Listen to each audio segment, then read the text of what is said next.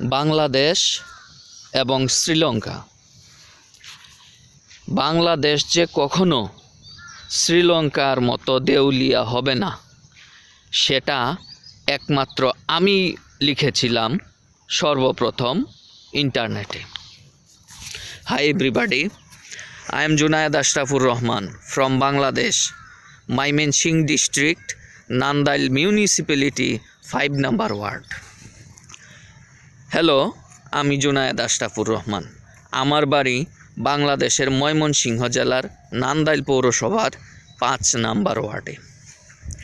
আজকে আমি যে বিষয়টা আলোচনা করব সেটা হচ্ছে 2023 সালে শ্রীলঙ্কা অর্থনৈতিকভাবে দেউলিয়া হয়ে গিয়েছিল। সহজ কথায় বলতে গেলে শ্রীলঙ্কাতে দ্রব্যমূল্যের দাম বৃদ্ধি পেয়েছিল, মানুষের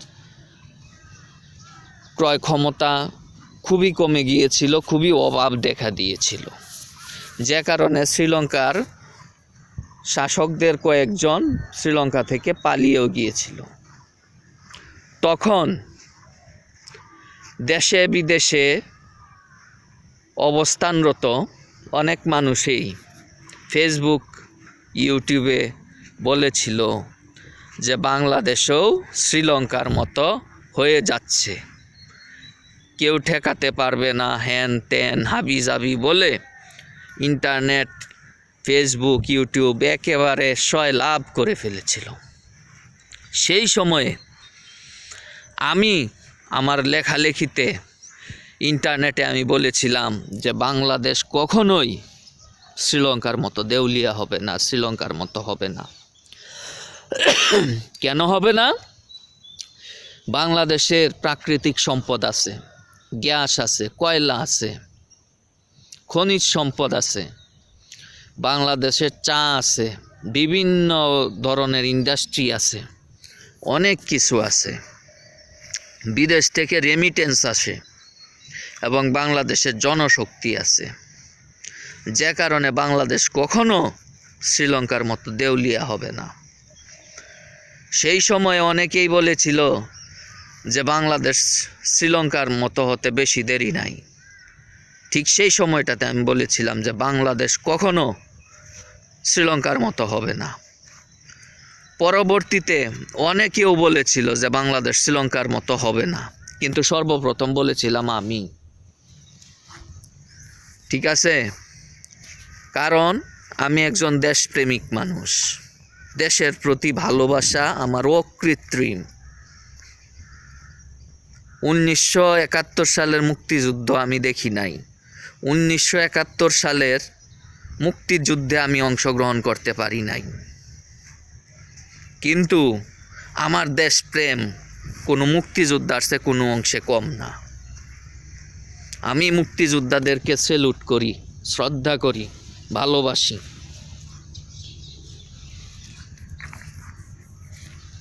এবং নিজেও মুক্তিযুদ্ধের সপক্ষের শক্তির সমর্থক, মুক্তিযোদ্ধাদের সমর্থক। এটা আমার কাছে গর্ব লাগে। এটা আমি এজন্য আমি নিজেকে গর্বিত মনে করি যে আমি মুক্তিযুদ্ধের পক্ষে, মুক্তিযোদ্ধাদের পক্ষে, মুক্তিযোদ্ধাদেরকে ভালোবাসি। এটা আমার গর্ব, এটা আমার ক্রেডিট। তেমনি দেশপ্রেমটাও আমার জন্য বিরাট কিছু। সেই দেশপ্রেমে উদ্বুদ্ধ হয়েই আমি সে সময় বলেছিলাম যে বাংলাদেশ কখনো শ্রীলঙ্কার মতো হবে না। এটাই হচ্ছে দেশপ্রেমের শক্তি। দেশপ্রেমে উদ্বুদ্ধ হলে দেশের জন্য অনেক কিছুই করা সম্ভব। তেমনি যখন ফেসবুক, ইউটিউব এবং বিভিন্ন সোশ্যাল মিডিয়ায় যখন এটা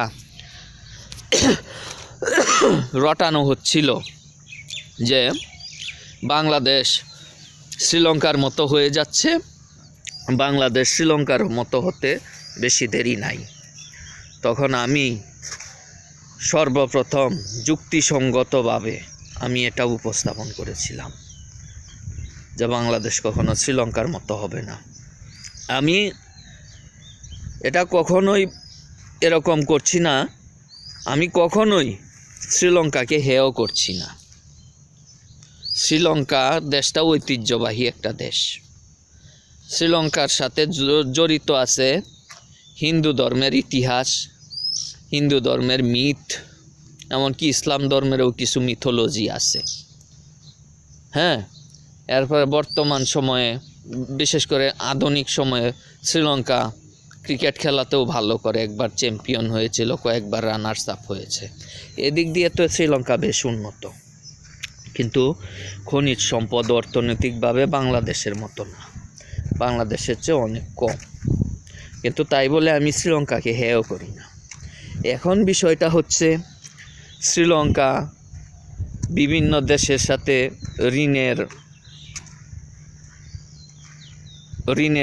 কারবারের সাথে বা ঋণ নিয়ে ঋণগ্রস্ত হয়েছে, যে কারণে দেউলিয়ার মতো হয়ে গিয়েছিল। তাই বললে এই বাংলাদেশকে শ্রীলঙ্কার মতো দেউলিয়া হয়ে যাচ্ছে বা হবে এরকম বলে দেশে একটা বিভ্রান্ত চড়ানো, মানুষকে বিভ্রান্ত করা, এ ধরনের গুজব ছড়িয়ে গুজব রটনা করে কোনো লাভ নাই, সেটা নিজের দেশের বিরুদ্ধেই যায়। হ্যাঁ, অনেকেই আছে যারা পরপর আওয়ামী লীগ ক্ষমতায় যাচ্ছে, অনেকের কাছে সহ্য হচ্ছে না, বিশেষ করে বিএনপি এবং বিএনপি পন্থীদের। এটা হচ্ছে দলীয় রাজনীতির ব্যাপার। কিন্তু এই দলীয় বিরোধিতা করতে গিয়ে, দলীয় রাজনীতি করতে গিয়ে নিজের দেশের বিরুদ্ধেই কুৎসা রটানো, নিজের দেশকে কটাক্ষ করা, নিজের দেশকে হেয় করা, এটা তো কখনো দেশপ্রেম হতে পারে না। এটা হচ্ছে দেশপ্রেম নামে, এটা হচ্ছে দেশপ্রেমের বদলে একটা বিভ্রান্তি। অতএব আমি এই ধরনের নেটিজেন, অর্থাৎ অনলাইন অ্যাক্টিভিস্ট, অর্থাৎ যারা অনলাইনে ভিডিও আপলোড করে, লেখালেখি করে, অনলাইন চালায়, তাদেরকে আমি বলবো যে আপনারা আপনাদের রাজনৈতিক মতাদর্শ, রাজনৈতিক মতামত উপস্থাপন করতে পারেন, ঠিক, কিন্তু দেশের বিরুদ্ধে কখনো কুৎসা রটাবেন না। নিজের দেশের বিরুদ্ধে কুৎসা রটায় কী হবে? কোনো লাভ নাই।